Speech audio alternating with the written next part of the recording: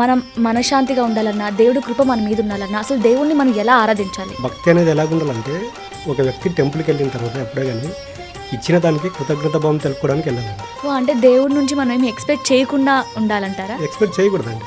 చేయకూడదు. కష్టాలు తీరాలని భగవంతుని దగ్గరికి వెళ్తున్నాము. మరి మనకు మంచి జరిగినప్పుడు మనం దేవుణ్ణి అలా అనుకోవాలా? అంటే మీరు కూడా బాగున్నారని అనుకోవాలా? దేవుడిని బాగుండాలని అనుకోవడం అవసరం లేదండి. మనం వెళ్ళి మనకి ఇచ్చిన దానికి కృతజ్ఞత భావం తెలుపుకుంటే చాలండి.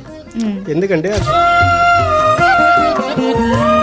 మనలోనే ఉన్నాడు అని మనం గుర్తించలేకపోవడం కూడా ఒక తప్పే అంటారా? 100% అండి. అది గుర్తిస్తే అసలు రామకృష్ణ పరమహంస కావచ్చు, తర్వాత రమణ మహర్షి కావచ్చు, యుక్తేశ్వర్ గిరి, వీళ్ళందరూ చూడండి, వాళ్ళు భగవద్గీత మొత్తం చదివినా కూడా శ్రీకృష్ణుడు ఎక్కడ నాకు పూజ చేయండి అని లేదు. భగవద్గీతలో ప్రతి దానికి. హాయ్, నమస్తే, వెల్కమ్ టు ఐ డ్రీమ్. నేను మీ యాంకర్ ప్రత్యూష. ఒక మనిషి ఎలా ఉండాలి అంటే ఆ మనిషికి మనశ్శాంతి ఎలా ఉండాలి, ధ్యానం ఎలా చేయాలి, ధ్యానం చేయడం వల్ల ఉపయోగం ఏంటి, అసలు ధ్యానం అంటే ఏంటి, ఇంకా దేవుణ్ణి ఎలా స్మరిస్తే దేవుడు కృప మన మీద ఉంటుంది, అండ్ డబ్బు సంపాదించాలంటే ఏం చేయాలి, ఇవన్నీ ఈరోజు మనం తెలుసుకోబోతున్నాం. వీటి గురించి క్లీన్ అండ్ క్లియర్గా ఎక్స్ప్లెయిన్ చేయడానికి ఈరోజు మనతో పాటు Ananta Sai Krishna, founder and spiritual guru, law of attraction, manifestation expert Ananta Sai Krishna garu మనతో ఉన్నారు. సార్తో మాట్లాడి మన విషయాలు తెలుసుకుందాం. నమస్తే సార్. నమస్తే సార్, చాలామంది దేవుణ్ణి నమ్ముతూ ఉంటారు, కొంతమంది నమ్మరు. సో అసలు మనం మనశ్శాంతిగా ఉండాలన్నా, దేవుడి కృప మన మీద ఉండాలన్నా అసలు దేవుణ్ణి మనం ఎలా ఆరాధించాలి? చూడండి, ప్రతి ఒక్కరు దేవుడి దగ్గరికి వెళ్ళి ఎలా ఉంటారంటే, నా కష్టాలు తీర్చు, నాకున్న నష్టాలను అక్కడితో స్టాప్ చేయి, నాకు జాబ్ రావాలి, పెళ్లి కావాలని ఇవన్నీ కోరుకుంటూ ఉంటారు. బట్ భక్తి అనేది ఎలాగ ఉండాలంటే, ఒక వ్యక్తి టెంపుల్కి వెళ్ళిన తర్వాత ఎప్పుడే కానీ ఇచ్చిన దానికి కృతజ్ఞత భావం తెలుపుకోవడానికి వెళ్ళాలండి. ఓకే. ప్రతి వ్యక్తి ఎలాగ వెళ్తున్నాడంటే, నా సమస్యలను తీర్చు, నా కష్టాలు తీర్చని వెళ్తున్నాడు. అప్పుడు ఎలాగుంటుందంటే, ఇప్పుడు రోజు ఒక టెంపుల్కు ఒక 100 మందిని మినిమం 100 మంది వెళ్తుంటారు. ఆ 100 మందిలో వెళ్ళినప్పుడు చూడండి, ప్రతి ఒక్కరు నా కష్టాలు తీర్చు, నా బాధలు తీర్చని అడుగుతూ ఉంటారు. కానీ ఒక్కరు డిఫరెంట్గా వెళ్ళి, ఇప్పుడు నేను భూమి మీద జన్మ తీసుకున్నప్పటి నుండి ఈ క్షణం వరకు మీరు ఇచ్చిన ప్రతి దానికి నేను కృతజ్ఞత భావం తెలుపుకోవడానికి నీ సన్నిధికి వచ్చానని రోజు అలా ప్రేయర్ చేయండి. ఖచ్చితంగా మనకి ఏవైతే బాధలు కష్టాలు 100% తీరుతాయండి. అంటే దేవుడి నుంచి మనం ఏమి ఎక్స్పెక్ట్ చేయకుండా ఉండాలంటారా? ఎక్స్పెక్ట్ చేయకూడదండి. చేయకూడదా? అసలు ఇప్పుడు మన కష్టాలకు మనమే కారణం అండి. యద్భావం తద్భవతి. మనము జన్మ తీసుకున్నప్పటి నుండి మనము ఇప్పుడు కష్టాలు తీరాలని భగవంతుని దగ్గరికి వెళ్తున్నాము. మరి మనకు మంచి జరిగినప్పుడు ఆ దేవుడి దగ్గరికి వెళ్ళి, ఆ టెంపుల్కి వెళ్ళి, ఈ రోజు నాకు మంచి జరిగిందని అక్కడికి వెళ్ళి ఆయనకి ఏమన్నా ప్రేయర్ చేస్తామా? అండ్ ఇంకొక సినిమాలో డైలాగ్ కూడా ఉండేది ఏంటంటే, మనం ఎప్పుడు దేవుడు నేను బాగుండాలి, నా ఫ్యామిలీ బాగుండాలి, నా ఫ్రెండ్స్ బాగుండాలి అనుకుంటాం, కానీ మీరు బాగున్నారా అని ఎవరైనా అడిగారా అని చెప్పేసి ఒక డైలాగ్ ఉంటుంది. అంటే మనం దేవుణ్ణి అలా అనుకోవాలా? అంటే మీరు కూడా బాగున్నారా అని అనుకోవాలా? దేవుడిని బాగుండాలని అనుకోవడం అవసరం లేదండి. మనం వెళ్ళి మనకి ఇచ్చిన దానికి కృతజ్ఞత భావం తెలుపుకుంటే చాలండి. ఎందుకంటే ఆ దేవుడు కూడా అప్పుడు సంతోషపడతాడు అనమాట. అరే, అందరు కోరికలు కోరుకుంటే ఈ వ్యక్తి ఒకటే డిఫరెంట్గా నా దగ్గరకు వచ్చి ఇప్పటి వరకు ఇచ్చిన దానికి కృతజ్ఞత భావం తెలుపుకోవడానికి వచ్చాడని అప్పుడు ఏం చేస్తాడంటే, మన భవిష్యత్తులో ఏదైతే కావాలో అది ఇమ్మీడియట్గా మనకు జరిగిపోతుంది. ఎందుకంటే ఇప్పుడు ఒక ఆఫీస్లో ఒక 100 మంది స్టాఫ్ ఉంటారండి, ఒక హెడ్ ఉంటాడు. ఆ 100 మందిలో ఒకరు ఆయన బాస్ చెప్పినట్టు అనుకూలంగా వర్క్ చేసుకుంటూ వెళ్ళాడు అనుకోండి, మిగతా మెంబర్స్కి ఇంపార్టెంట్ ఇస్తాడా, ఆయన చెప్పినట్టు వినే వాళ్ళకి ఇంపార్టెంట్ ఇస్తాడు? ఆఫ్ కోర్స్, చెప్పినట్టు వినే వాళ్ళకి. మళ్ళీ సేమ్ భగవంతుడు కూడా అదేనండి. భగవంతుడు ఏం చెప్పాడంటే, నాకు పూజ చేయండి ఇవన్నీ చెప్పలేదండి. నేను చెప్పిన ధర్మం పాటిస్తే చాలని చెప్పాడు. మనం ఇప్పుడు మన జీవితంలో జరిగే ప్రతి నష్టానికి, ప్రతి కష్టానికి బాధ్యులు మనమేనండి. మనం ఒకటి పొందామంటే దానికి 100% ఏదో ఒకటి జరిగి ఉంటుంది. అది జరిగిన దాన్ని గుర్తు చేసుకోరు. మనకి ఏదైతే నష్టం వాటిల్లుతుందో దాన్నే గుర్తు చేసుకుంటున్నారు. కాబట్టి భగవంతుని యొక్క వాల్యూ తెలియట్లేదండి. అంటే ఇప్పుడు మనం అడిగిన దేవుడు ఇవ్వకపోతే అంటే దేవుడు లేడని అప్పుడు ఇంకా ఫిక్స్ అయిపోతాం మనం. ఇప్పుడు జనాల మెంటాలిటీ ఎలాగుందంటే, ఇప్పుడు ఎవరైనా వచ్చి నీకు సమస్య వచ్చింది కదా, ఒక 11 రోజులు ఆంజనేయ స్వామి టెంపుల్కి వెళ్ళని చెప్పేస్తారు. 11 రోజులు ఆంజనేయ స్వామి టెంపుల్కి వెళ్ళిన తర్వాత అక్కడికి ఆ ప్రాబ్లం క్లియర్ అవ్వలేదు అనుకోండి, ఇంకోరు వచ్చేసి శివుని టెంపుల్కి వెళ్ళు, అక్కడ నీకు క్లియర్ అవుతుందంటే, అక్కడ చూడండి ఆ రోజు వరకు ఆంజనేయ స్వామి పైన ఉన్న భక్తి వెళ్ళిపోయింది. ఆ 13వ రోజు నుండి శివుని దగ్గరికి వెళ్తారు. అంటే ఇక్కడ మన పైన మనకే నమ్మకం లేనప్పుడు దేవుడు ఎలాగ హెల్ప్ చేస్తాడు?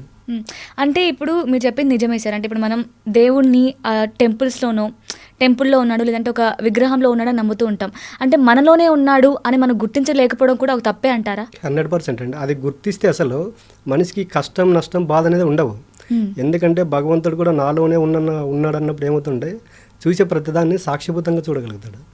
చూసే ప్రతిదాన్ని ఎప్పుడైతే సాక్షిభూతంగా చూడగలుగుతాడో ఆయన జీవితంలోకి సంతోషం వచ్చినా కష్టం వచ్చినా నష్టం వచ్చినా దేనికి రియాక్ట్ అనేది ఉండడు. అంటే ఇప్పుడు మనలో ఉన్న దేవుని మనం నమ్మాలి. 100% అండి.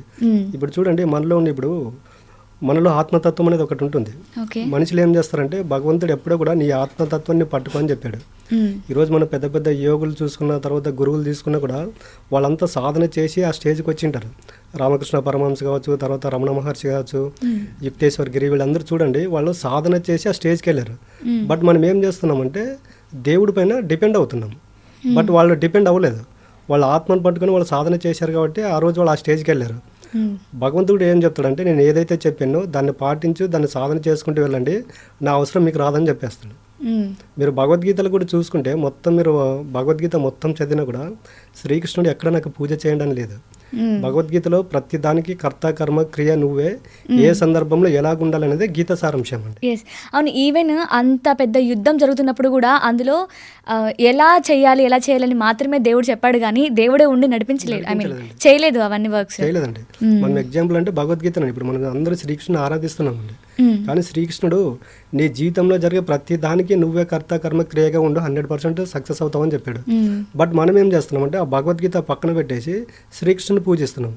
శ్రీకృష్ణుని పూజించండి, తప్పులేదు, కానీ ఆయన చెప్పిన భగవద్గీత సారాంశాన్ని కూడా ఒకసారి వినండి అని చెప్తున్నాం.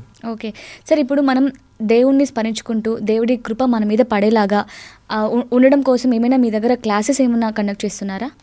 మన దగ్గర ప్రతి వ్యక్తికి 3 సమస్యలు ఉంటాయండి. డబ్బు, రిలేషన్, హెల్త్. వీటి గురించి డబ్బుకి వచ్చేసి అనంత కుబేర క్రియ, హెల్త్కి వచ్చేసి అనంత అమృత క్రియ, రిలేషన్ ప్రాబ్లంకి వచ్చేసి అనంత ఆనంద క్రియ అనేది ఉంటుందండి. ఏ ప్రాబ్లంలో ఉన్న వాళ్ళు ఆ క్లాస్కి వచ్చేస్తే వాళ్ళకి అసలు ఆ సమస్యలు ఎందుకు వచ్చాయి, ఆ సమస్యలు ఎన్ని రోజుల నుంచి ఉన్నాయి, అంటే ఈ సమస్యలు రావడానికి మనం చేస్తున్న తప్పులు ఏంటనేది వాళ్ళకి అక్కడ ఎక్స్ప్లెయిన్గా వివరించడం జరుగుతుందండి. ఓకే, థ్యాంక్ యూ సార్, చాలా చక్కగా వివరించారు. థ్యాంక్ యూ అండి. సో చూసారు కదా సార్ ఎంత చక్కగా చెప్పారు. అంటే మన ఇంట్లో డబ్బు నిలవకపోయినా డబ్బు ఎలా రావాలి, అసలు మనస్సుకి మనశ్శాంతి ఎలా ఉండాలి, ఇవన్నిటి గురించి చాలా చక్కగా చెప్పారు. మీ ఇంట్లో కూడా ఎలాంటి ప్రాబ్లమ్స్ ఫేస్ చేస్తున్నా, ఇటు హెల్త్ ప్రాబ్లమ్స్ కావచ్చు, ఇలా ఫైనాన్షియల్ కావచ్చు, ఎలాంటి వారైనా సరే మన అనంత శక్తి ఫౌండేషన్లో అయితే ఎవ్రీ మంత్ క్లాసెస్ కండక్ట్ చేసిన విషయం అందరికీ తెలిసిందే. లేదు ఆఫ్లైన్లో కూడా వినాలనుకుంటున్నాం డైరెక్ట్గా అంటే కూడా మనకి Feb 8న KBHP హోటల్ ATCలో ఆఫ్లైన్ క్లాసెస్ కూడా కండక్ట్ చేస్తున్నారు. సో దీని గురించి కావచ్చు, ఈవెన్ క్లాసెస్ గురించి మీకు ఎటువంటి డౌట్స్ ఉన్నా సరే స్క్రీన్ మీద కనిపిస్తున్న నెంబర్కి కాంటాక్ట్ అవ్వండి. Thank you so much for watching. And for more videos, please subscribe to iDream. Please subscribe to iDream. Please subscribe iDream. And please subscribe to iDream. For more videos, subscribe to iDream. please like, share and subscribe to the channel. Congratulations, iDream. Subscribe to iDream. Subscribe to iDream. So subscribe to iDream Media. iDream ki iDream team andarki huge congratulations. Please subscribe iDream Media. Please subscribe to iDream. Subscribe iDream. Please subscribe to iDream. iDream అంటే నా కళల ఛానల్ను subscribe చేసుకున్న నోరు తిరుగుతలేదు, మీరైతే గంట గుర్తు కొట్టండి. For more such videos, please subscribe to iDream. Subscribe to iDream. Please subscribe to iDream. Please subscribe iDream Media. Please do subscribe to iDream. Please subscribe to iDream Media. For best entertainment and information, please subscribe iDream. And don't forget to subscribe to iDream.